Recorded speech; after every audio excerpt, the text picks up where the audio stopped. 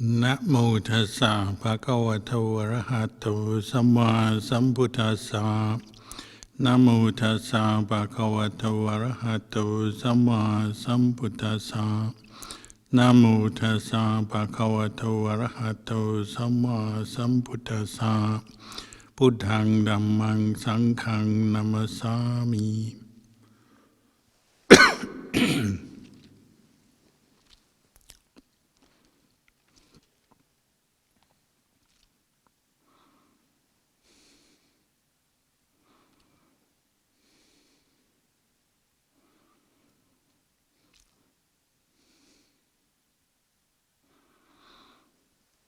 In practicing meditation, following the Buddhist path, it's always a good thing to do is to recollect the Buddha, the person, and also the accomplishment, and what a Buddha is.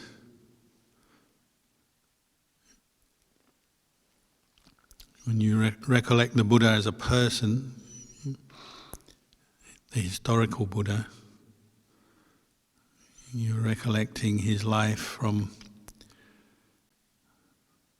when he was living, we say, comfortably, well off, well educated, materially well off, and nowadays they use the word privileged. He was living a privileged life. And he had a wife and a child and was destined for great things. And that was already confirmed by all the leading astrologers and wise people of the day. So not only he himself had to deal with those expectations of what was to come, but his parents, his family, those around him all had that expectation. And yet he gave it all up, left the comfort of his wealthy, influential, powerful existence in the palace to go out into the forest as an alms mendicant. Shaved his head, which probably meant more in those days than these days. These days, having a shaven head is fashionable. In those days, to shave your head off was a big deal. His hair was symbolic of power and who you are, even more than today. So to shave your hair off was a big thing. To leave all that behind was a big thing. Why did the Buddha do that? Because he had great compassion for beings. He had a goal, a purpose. He wanted to find the end of suffering. He already had an inkling, an idea of what suffering and the problems of human existence were, even though he was brought up in a life of privilege and wealth and comfort. He'd already had his insight into the suffering of aging, sickness and death, as he sneaked out into the city, get an idea of what you might say the ordinary person's life. He got an insight already into the problems facing humanity, which everyone has to encounter, whoever you are, in that we all get old, we get sick, and one day we must die. He was looking for something beyond that. So that led him out of his life of comfort into the forest, shaving his head, giving up everything to live as a monk in the forest, dependent on alms, whatever leftover food people would give, with no income, no money, no certainty, no security, but out of great compassion for others. He was keen to train and develop his mind, because he knew that was the way beyond suffering. He'd already had an insight that samanas, practitioners, meditators, these were the people who could lead him to his goal. So having left the palace, he sought out the leading meditation masters of his day and lived and practiced with them until there was nothing more they could teach him.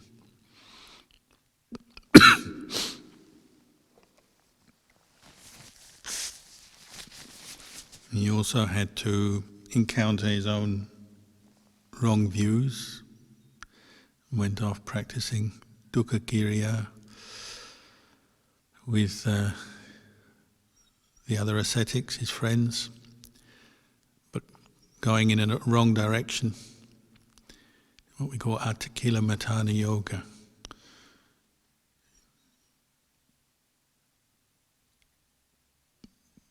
Making it hard, maybe harder than it needs to be in the practice, taking on ascetic practices which you might say punish the body and certainly make it hard for the human body. When you fast, go without sleep, you fast, you hold your breath and do the other ascetic practices of the time that the Buddha or the Bodhisattva tried. His ultimate conclusion was that it's pointless. Although it's improving discipline, patience, endurance, no ultimate wisdom arose from those practices. But it was undertaken out of compassion and this search for liberation. And sometimes searches are like that. You search for something and you find it by a process of elimination. So for the Buddha to be the Bodhisattva, it was a process of elimination. He eliminated the comfort of the lay life, the seeking of sensual pleasure, wealth, comfort, fame, fortune, what we call kama sukhalikana yoga. Realizing that wasn't going to bring him to the end of suffering or liberate his mind. But he also pushed himself through the ascetic practices that he took on to realize that they also are not going to bring him to liberation. So the teachers of the day, none of them could bring him to a point of full liberation. Perhaps it was the recognition the Buddha had that he was still clinging or had some mental attachment to family, child, wife, his father was still alive. There were things that possibly were weighing on his mind, even though he attained great, deep, profound states of samadhi. He realized that his mind wasn't completely free from attachment or delusion.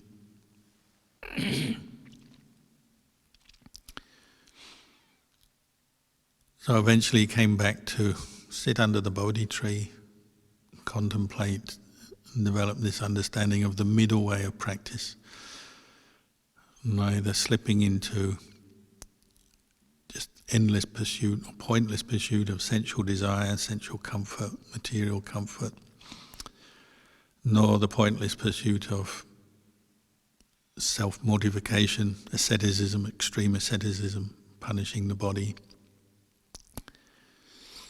The Buddha developed his understanding of the middle way of practice, which we now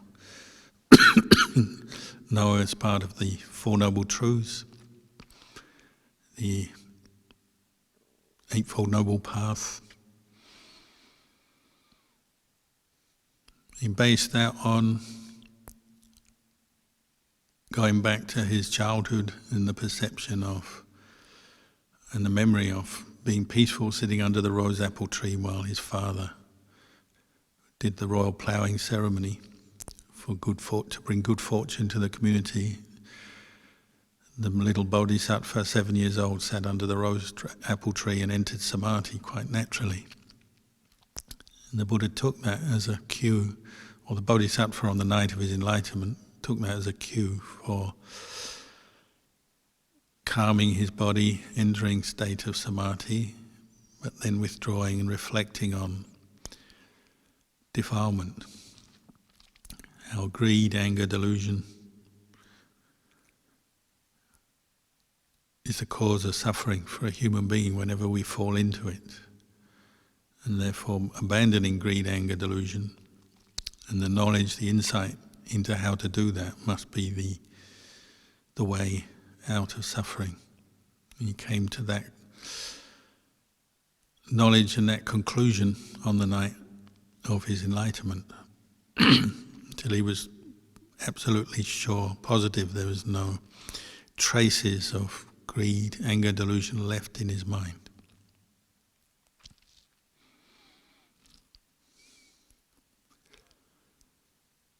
So whatever way you want to recollect the Buddha, say the historical Buddha, his life story, his achievement, his attainment, and we know that he was doing this out of not only his own desire for liberation and peace, but also out of great compassion for everyone else. And he pushed himself through the practice, but because he didn't give up, he did achieve what he set out to achieve.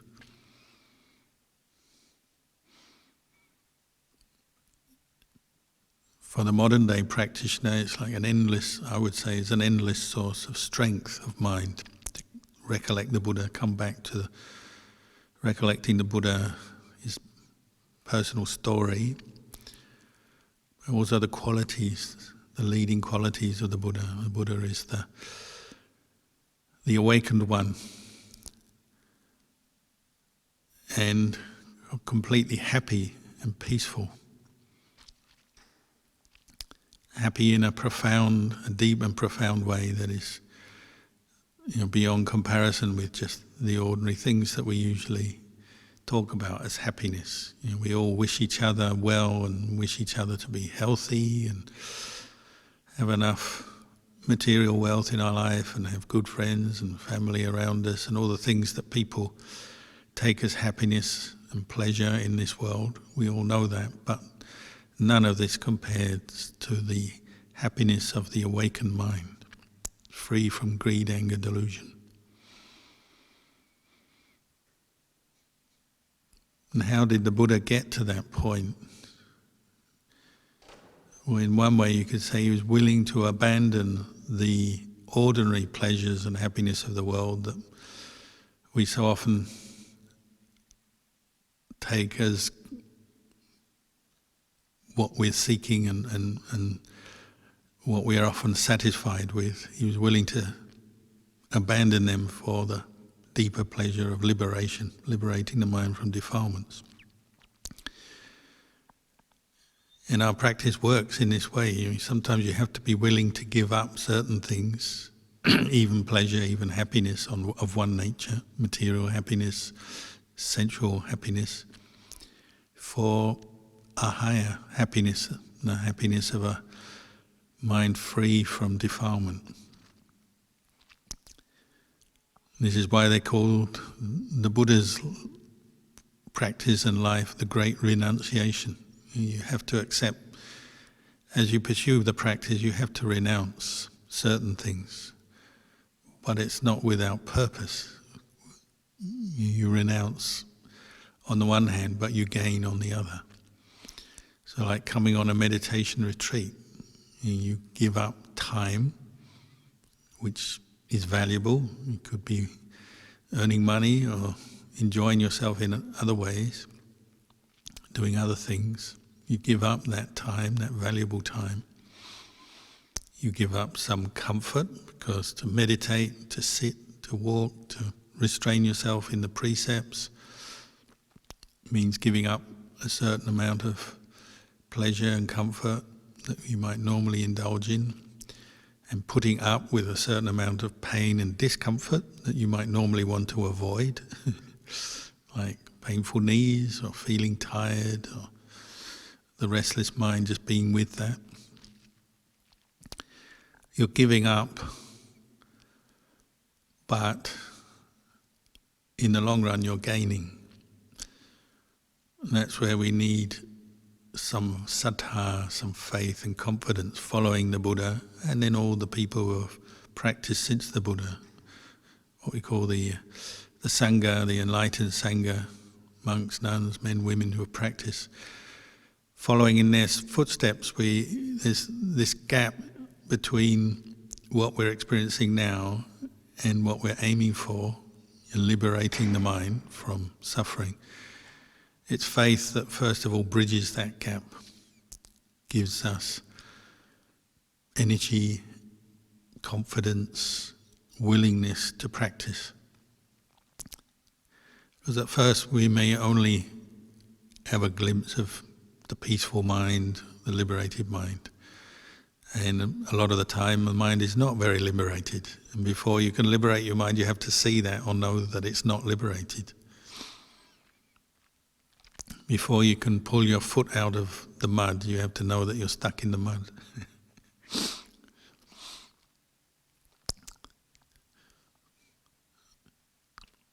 And this is why we rely on faith in the beginning. Trust, confidence. Just as some of you have been saying, like you meditate, you may experience something new in your meditation. Maybe you're sitting and your mind becomes more peaceful and you let go of some of the sensations of the body and you let go of the restlessness of the mind, the sleepiness of mind, and you might experience something new, some waves of rapture, some experience of inner happiness that you haven't had before. And that might bring up doubt. And you think, what is this? And then you realize, oh, this is the mind calming down and letting go of what it's normally concerned with and attached to. That might bring up doubt. And so sometimes people experience a bit of inner contentment and happiness in their meditation. But because it's new, the doubt brings them back to square one, as it were. It's like, oh, what's this? And they don't know what they should do, and they say, oh, what should I do next? Or is this okay? Through lack of experience.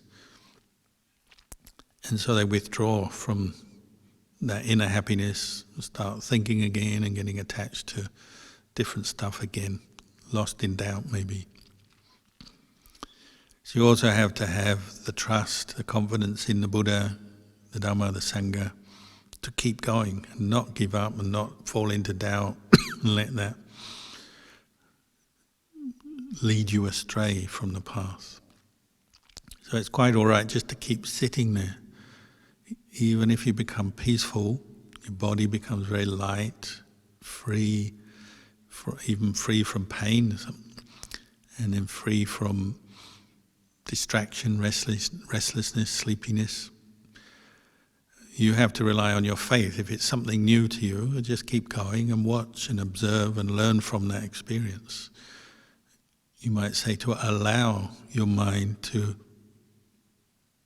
move into a deeper, more profound happiness than it's had before, and not to doubt it. People often, they have these funny beliefs or things they've picked up along the way, and so one is that, if you meditate and you can't feel your body, you can't feel anything, all the distracting thoughts have disappeared and your mind's become very centered and quiet and still, which is a good thing. But then they have the doubt, oh, maybe I'll just float away and never come back. Somebody's they've mentioned that to me before. Will I just float away and never return? And so, of course, it brings up fear. The fear comes because you're letting go of what you normally identify with as self. And even though this attachment to self causes us endless suffering, we're used to it. We like it. It's what we're used to. So sometimes they say the devil, Mara, better to be with Mara than to let go of Mara and be on new ground with the unknown, even though the unknown is better and more peaceful. Sometimes we're not willing to do that, or not ready for it. So you have to trust in the teachers and allow your mind to let go, and trust that you're not just going to float away and never come back.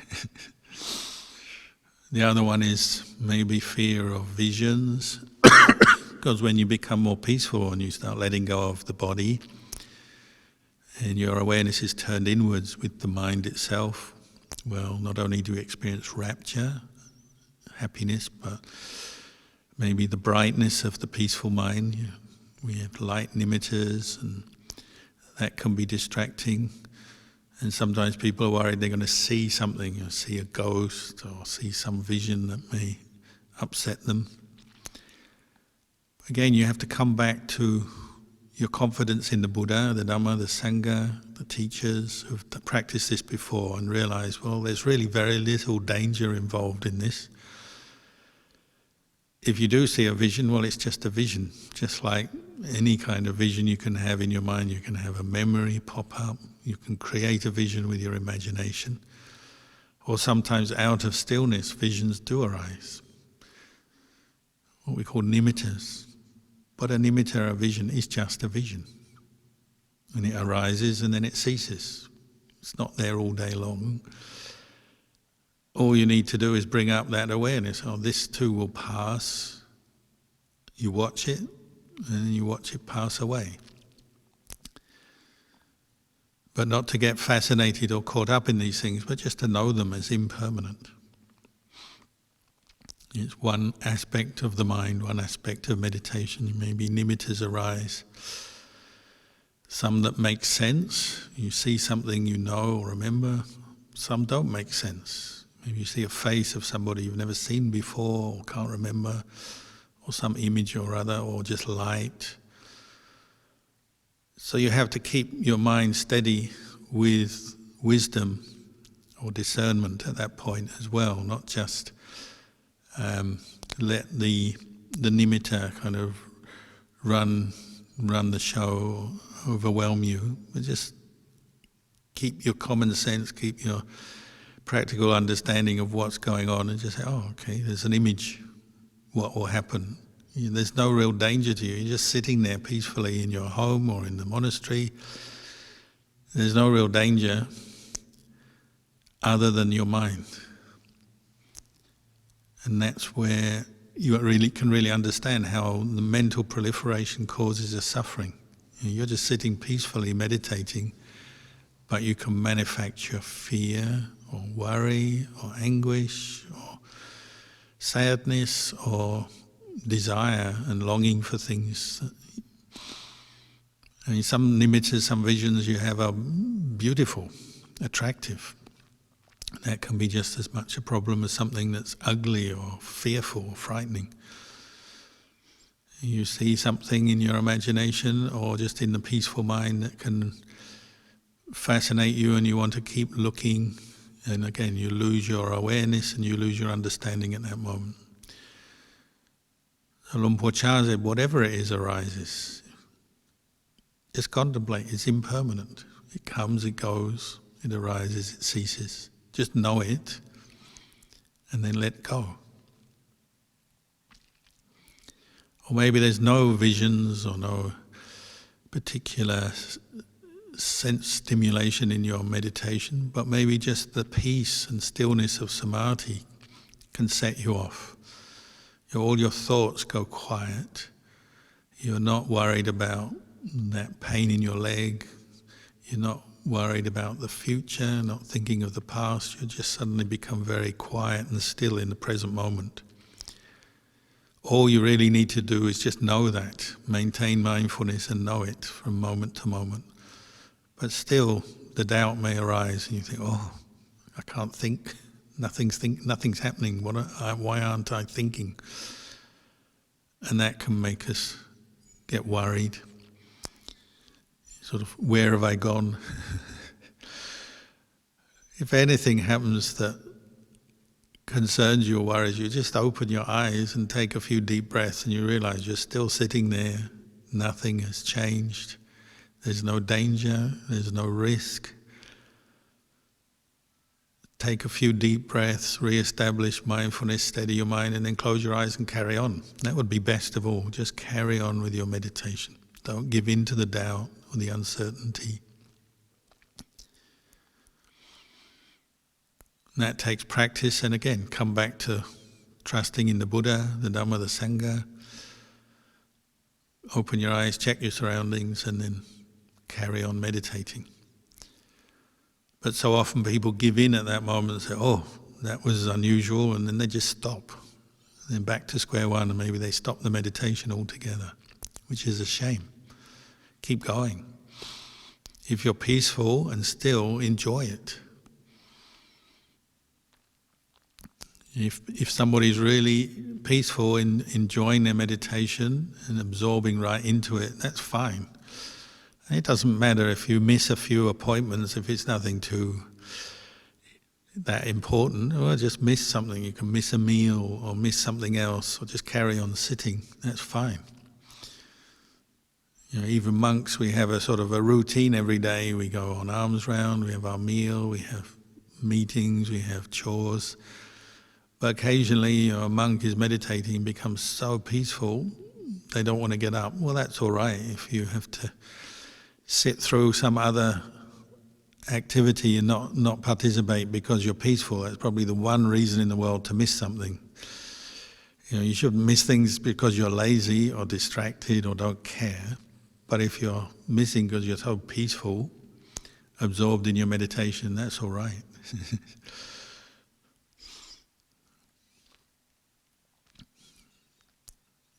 Many times over the years I've been so peaceful in meditation that I didn't want to eat. So not come out to the meal, not gone on alms round. Just go without food for the day because rather eat the piti, the rapture of meditation. And that's okay. That's not something you force, it's just quite natural. If you're so peaceful you don't feel like eating, because we call piti, rapture and sukha, contentment, this is the food of the mind, food of the heart.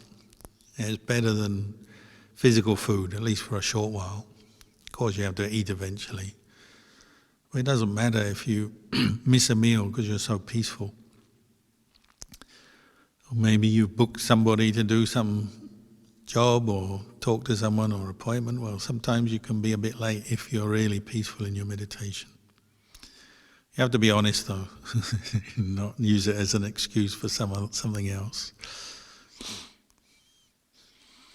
If you're really peaceful and absorbed, you don't worry about too many things like the weather. So sometimes monks who sit meditation and enter samadhi, you know, the weather changes, maybe they're sitting outdoors or exposed to the weather, and the rain comes or the sun comes, they just keep on sitting. Or even walking, you can get so absorbed into walking meditation, just keep on walking in the rain. When the rain comes, Mechi Gyal, the nun who was a very well practiced disciple of Ajahn Mun, she used to walk with an umbrella. When the rain came, she's so absorbed in her walking meditation.